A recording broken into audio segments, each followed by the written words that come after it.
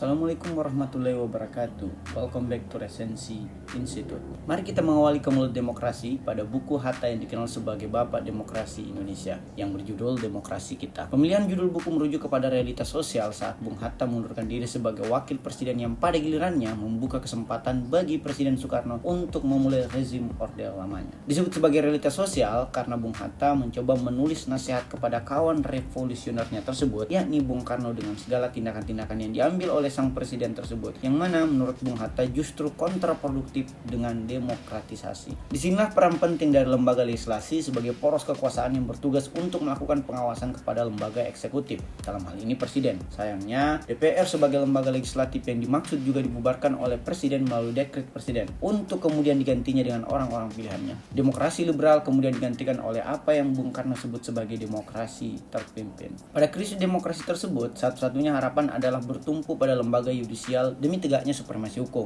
Namun dikarenakan pasifnya lembaga yang dimaksud, walhasil otokrasi semakin merajalela. Aspinall dan Warburton dalam bukunya berjudul Democracy for Sale kemudian menawarkan perlunya kehadiran politik informal, dalam hal ini politik secara kultural, yang penulis pahami sebagai partisipasi masyarakat sipil. Pelaksanaan demokrasi mulai dari pemilu 1955 hingga pemilu 2014 kemarin kemudian mendapat sorotan tajam dalam buku Kaum Demokrat Kritis dari Saiful Mujani, Lidl, dan Kuskrido. Menurut penelitian mereka bahwa krisis demokrasi hanya dapat diselesaikan dengan peran aktif kaum demokrat kritis yang berasal dari kelas menengah, masyarakat dengan tingkat pendidikan yang tinggi, dan mereka yang tergabung dalam masyarakat urban. Mungkin inilah alasan mengapa semakin ke pelosok kita mengamati praktik demokrasi, maka semakin buruk demokratisasi yang terjadi pada wilayah tersebut. Krisis demokrasi bukan saja datang dari sebelum pemilihan, yang mana masalah terbesarnya adalah vote buying atau apa yang populer disebut sebagai politik uang, melainkan pula hari-hari setelah pemilihan atau tahap pasca kontestasi. Karena walaupun seorang kandidat terpilih secara demokratis, baik secara prosedural maupun substantif,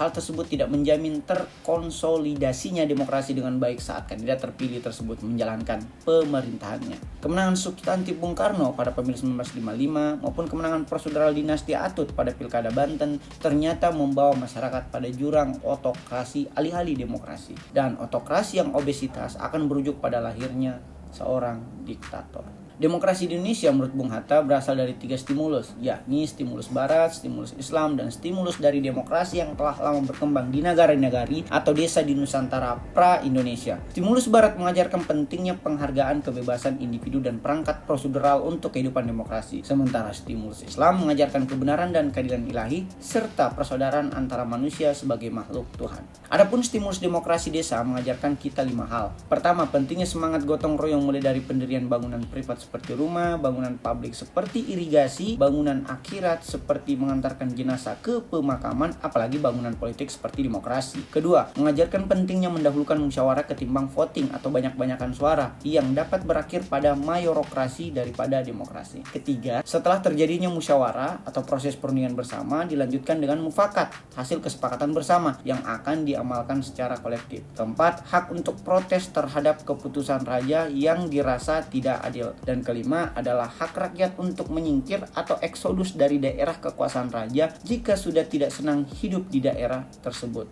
Semangat gotong royong demi terciptanya koperasi sosial tersebut akan membawa serta lahirnya koperasi ekonomi sebagai dasar perekonomian rakyat atau demokrasi ekonomi. Tesis Soekarno tentang pentingnya demokrasi politik berdiri di atas fundament demokrasi ekonomi menjadi semakin relevan.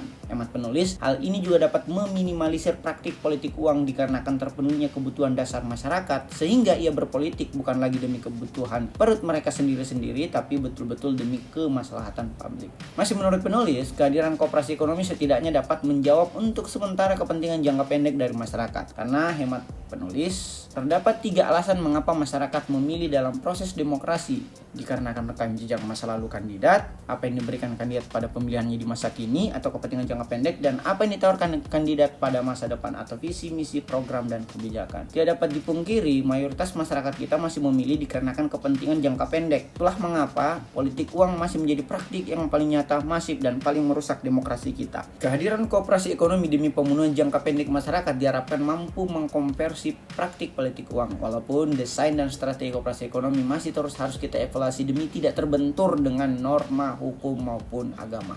Kembali kepada Bung Hatta, ia meyakini bahwa demokrasi di Indonesia tidak akan tergantikan dikarenakan demokrasi memiliki fundament etis yakni pada sila ketuhanan yang Maha Esa dan pada pengakuan pendiri bangsa pada alinea keempat bahwa bangsa Indonesia berdiri atas berkat rahmat Allah yang Maha Kuasa dan didorongkan oleh keinginan luhur. Seperti kata Bung Hatta setengah abad yang lalu bahwa demokrasi hanya hilang sementara, begitupun dengan demokrasi kita saat ini. Dan seperti kata Bung Hatta setengah abad yang lalu bahwa diperlukan Liga Demokrasi sebagai bentuk tantangan bagi DPR yang dibentuk Soekarno. Begitupun dengan demokrasi kita saat ini, kita butuh Liga Demokrasi sebagai gerakan politik informal yang benar-benar dari rakyat, oleh rakyat, dan untuk rakyat. Ada pertanyaan?